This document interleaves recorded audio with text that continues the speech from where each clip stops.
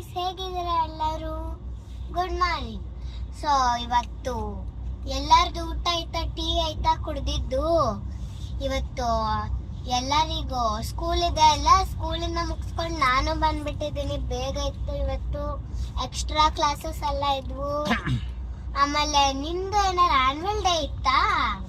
Annual day ಮುಗ್ದಿರ್ಬೋದು ಅನ್ಸುತ್ತೆ, ನಂದು already ಮುಗಿದಾಗಿದೆ. ಸಾಯಂಕಾಲ ಎಲ್ಲ ಸ್ನಾಕ್ಸ್ ಮಾಡ್ತೀರಾ ನೀವು? ಹಂಗೆ ನಮ್ಮಮ್ಮ ಆಫೀಸ್ಗೆ ಹೋಗಿದ್ರು, ಅದಕ್ಕೆ ನಮ್ಮಪ್ಪ, ನಾನು ಮತ್ತೆ ನಮ್ಮಪ್ಪ ನಮ್ಮ ತಂಗಿ ಮಾತ್ರ ಇದ್ವಿ.